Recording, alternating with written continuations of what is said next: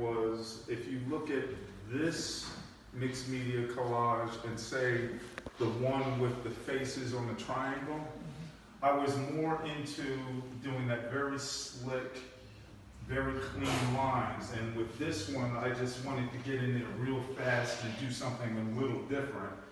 And that's why this one looks a little more rough. And I started getting really bored with the way I was doing collages, and it did start to get a little bit routine. And so what I also started doing was taking pictures. And I have the pictures of myself in here, mainly because when I started taking pictures with the camera, I wasn't really comfortable enough to go to somebody and say, listen, sit down for me, I'm gonna take some photos of you. I just really didn't feel comfortable. So I just took a whole bunch of pictures of me and saved them, and then I was like, all right, what am I gonna do with these? And I threw this into this painting. This was hanging up in Vonda's kitchen for years. And when you were sitting on the toilet, this was the face. And so I like to insert humor in my paintings, and that's an example of the humor.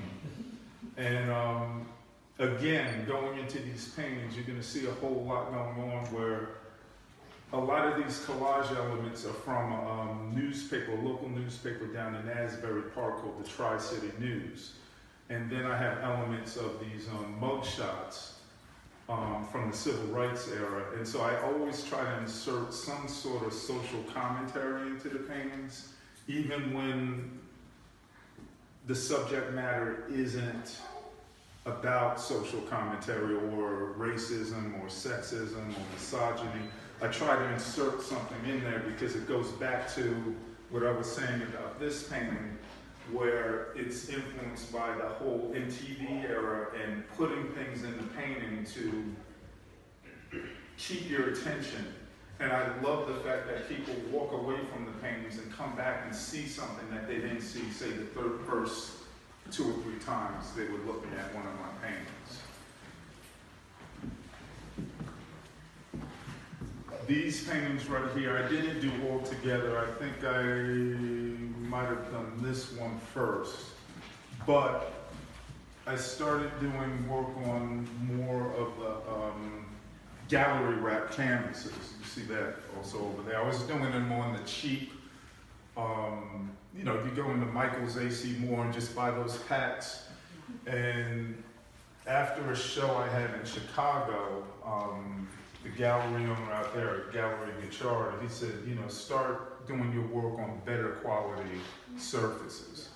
And so consistently I kept doing this, and I'm doing that to this day, or working on found objects like this door. You notice the hinges are still on it. And I love working on repurposed work or found objects. And it kind of, again, fast forwarding to what I'm doing now with fashion, I'm doing artwork on recycled fashion. So I like the whole aspect of doing artwork on things that are unexpected, found objects, or just something. I have 2 paintings, these abstract paintings on signs that I bought in a thrift store, a parking sign and a handicap sign.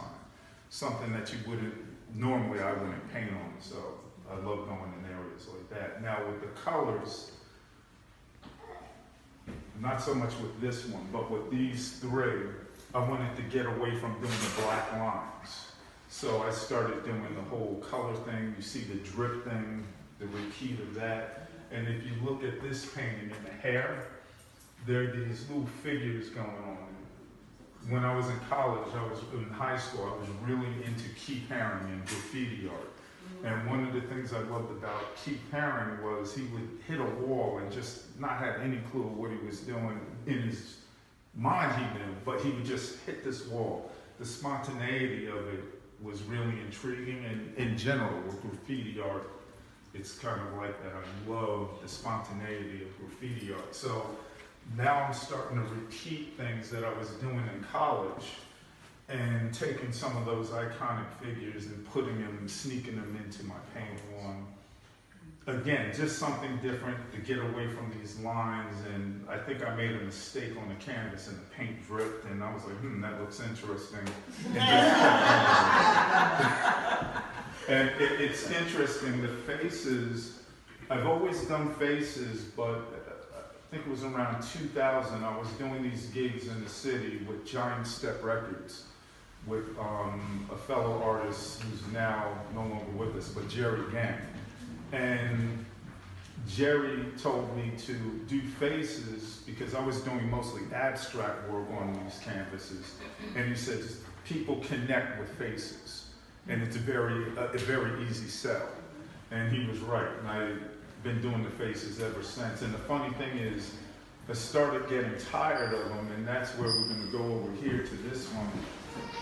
And I was showing at a gallery in Asbury Park for years, and the guy liked my faces more than my mixed media collages. So what I started doing was taking my mixed media collages and putting faces over them. Yeah. So this way I was satisfied with doing the whole mixed media collage thing, and then also, again, I'm able to sneak in that social commentary, but the main focus is the face. And so this piece right here, I have this guy who comes over to the house maybe once or twice a year, and he's a blessing. He does this one, this one, this one, this one. Hands me a knot and walks out. And I love it. And so one day he said, listen, could you do something on pyramids? And I said, pyramids, what do you mean? He said, just take a piece of wood, cut out a pyramid, and paint something on it. And that's what I did with this. And again, to do something different with the faces, notice the faces don't have eyes, or no pupils in the eyes. A friend of mine named John Kachansky passed away, and I started doing these faces, but just with the X. And I called it Sad Bro. And I would paint these faces, and I thought the X, meaning death, was too literal. And when you look at mask, in a sense, a mask sitting by itself has no pupils. You put the mask on, and then the person who puts the mask on gives the mask life. So when these, I started just not putting the pupils in, and again, it could represent death if you want. I just didn't like the X's. I thought the X's were too literal. And so, again, I'm trying to see what magazine. It's a vintage magazine, but what I do in the creative process is cover the whole surface and worry about what you're painting over it later on. So what I did was I took a bunch of these pyramids, did the collage element, and then worried about the painting later. And then what I like to do is I like to let things sit and take my time with it. And usually what I end up doing is I'll paint on, like, say, 5 or 6 canvases at once, and sometimes it'll be something totally different on each canvas. But I like to let things come to me organically, and this is what happened. In the first of the series, there was these found doors that were about 12 inches wide, maybe 60 inches long, and the same color scheme, but what I did was my brother had a Bible, and it was my aunt's Bible, and he was going to throw it out because some of the pages were deteriorated, the cover was shot, and I said, oh, let me save that, I'm going to do something with it. And I sat on that for like 5 years. And then what I did was I covered the doors, like said, one was called Genesis, it was the whole book of Genesis, covered up the whole thing. The next one was Exodus, and so I ran on with that. And then did the faces over it in the same manner. And so the guy who purchased this painting, he purchased like 2 other ones, and that's why he liked this one, because it went with the other paintings. And it just happened naturally. I wasn't even thinking about trying to do a match.